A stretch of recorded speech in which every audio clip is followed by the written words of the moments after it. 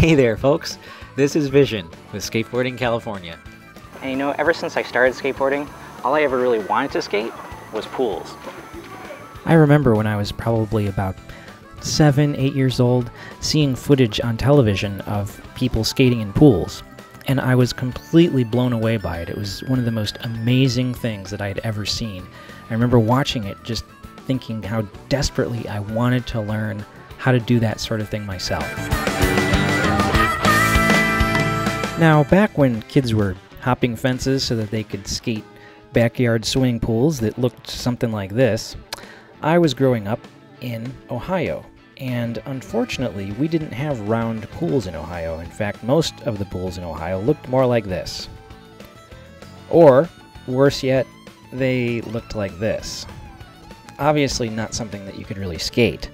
So, when I finally got the opportunity to skate real swimming pools, I was really intimidated. I couldn't get over just how huge some of these pools actually were. I mean, look at the size of this thing. It's about an 11-foot deep end, it's about a 6-foot shallow end, and geez, this deep end must be 25 feet across. The thing is huge. Of course, something like this is really intimidating to learn how to skate, and I knew that there were a lot of things that I'd have to learn in order to ride this thing. One day, I decided I was finally ready. I was going to begin dedicating my time in the skate park to pool riding. So I started coming to the skate park 3 or 4 days a week, instead of just once or twice. And I would skate for, say, 2 to 4 hours at a time, and I would spend 95% of my time sessioning the pool. Because I knew it was going to take months of dedication and discipline, and I needed a lot of patience to get good. I mean, I had tons to learn. So before I felt worthy of calling myself a pool skater, there were 6 things that I knew I wanted to learn.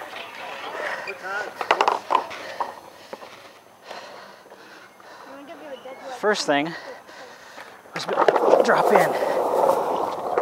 Next, backside tile in the deep, front side tile in the shallow, front side tile in the deep, backside tile in the shallow. And of course, to be able to launch out relatively smoothly.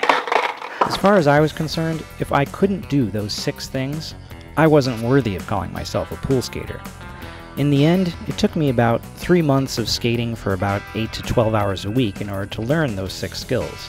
Now, as you can see here, I already knew how to skate a bowl pretty well, but the timing in skating an 11-foot pool is entirely different than a 5-foot bowl. So, I decided to document my progress and actually shoot video of my entire learning process of pool skating.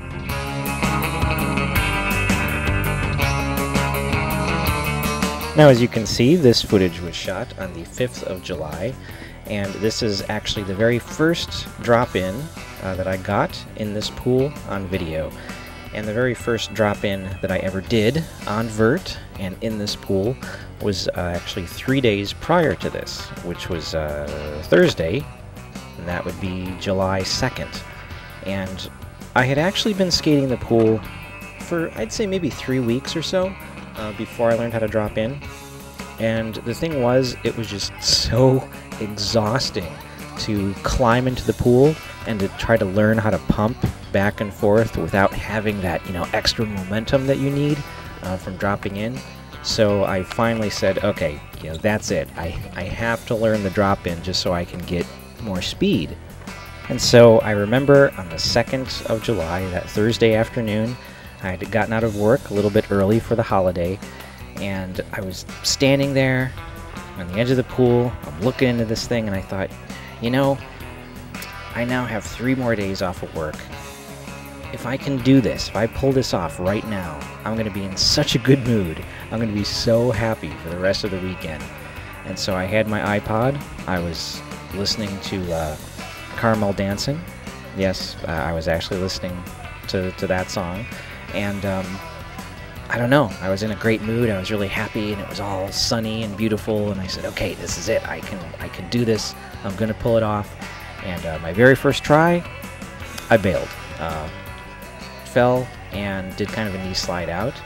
It was completely fine, didn't get hurt at all. So I stood right back up, got back on the board, and dropped in the second time, pulled it off.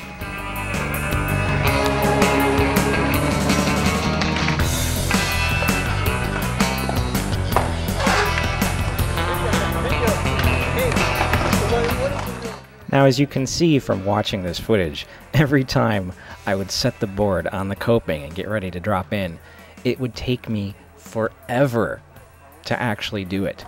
It's mainly really because I was so darn scared. Even though I knew how to drop in, I would just need my foot position to be absolutely perfect, and I'd have to really take my time and get ready and, you know, get up there.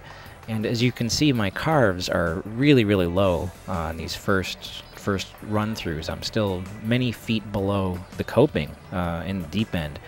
And, you know, it's just because, again, I had so much to learn, and I didn't really know the timing quite yet.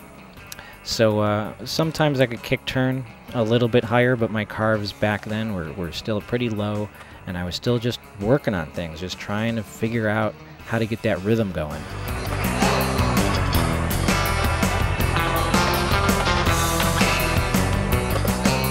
Feels good on this side.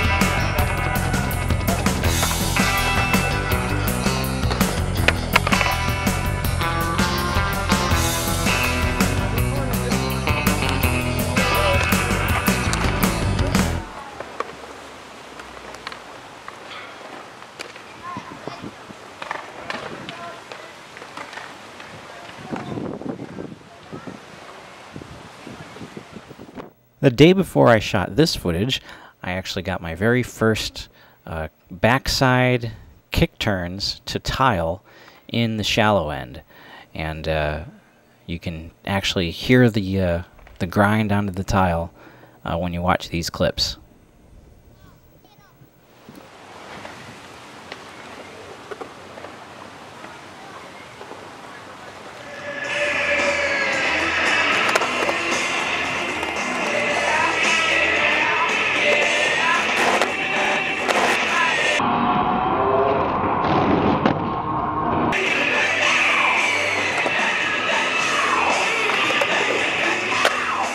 Whoops, looks like I missed the tile that time.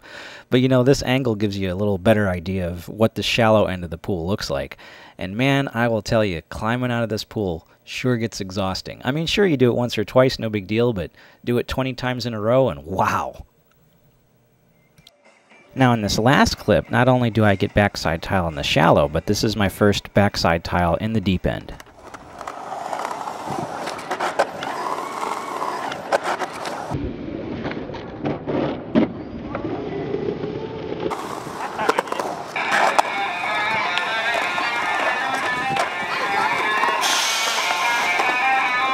All right.